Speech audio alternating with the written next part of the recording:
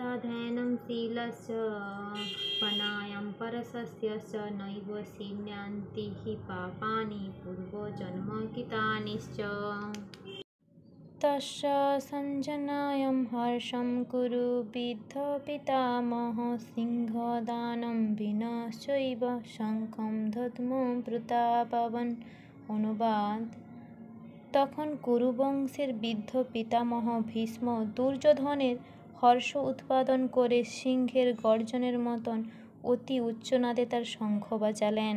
তাৎপর্য: কুরু রাজবংশের পিতামহ দুর্যোধনের হৃদয়ে ভাব বুঝতে পেরে তার প্রতি স্বাভাবিক করুণাবশত সিংহের মতন উচ্চনাদে তার শঙ্খ বাজিয়ে তাকে উল্লাসিত করার চেষ্টা করলেন।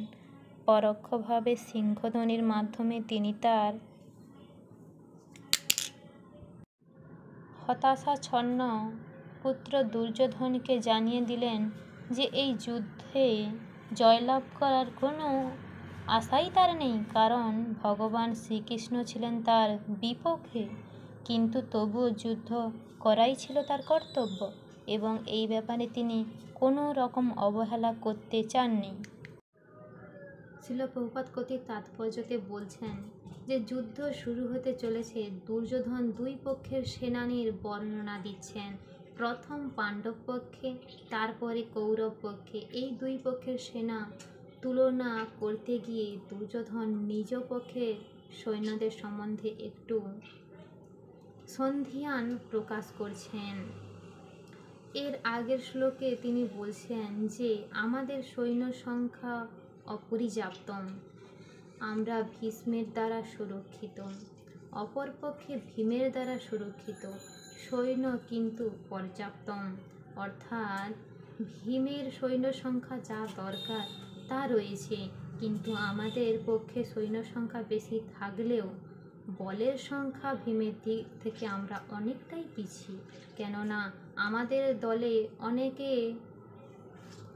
আছেন যারা দুই পক্ষকেই স্নেহ করেন। সেই জন্যই প্রথমে ভীষ্মদেবের কথা উঠেছিল। সবাই যে যার গুরুত্বপূর্ণ স্থানে থেকে ভীষ্মের হাতকে শক্ত করুন, সেই সঙ্গে ভীষ্মদেবকে একটু নজরে রাখবেন প্রকৃতপক্ষে পাণ্ডবদের বিরুদ্ধে যুদ্ধ করছেন কিনা। সেই কথা শুনে ভীষ্মদেব দুর্যোধনকে উৎসাহ দেওয়ার জন্যে তিনি শঙ্খ বাজালেন সিংহের গর্জনে, আমি তোমার দলে আছি, এটা তিনি বুঝিয়ে দিলেন। কিন্তু এই শঙ্খ বাজানোর মাধ্যমে তিনি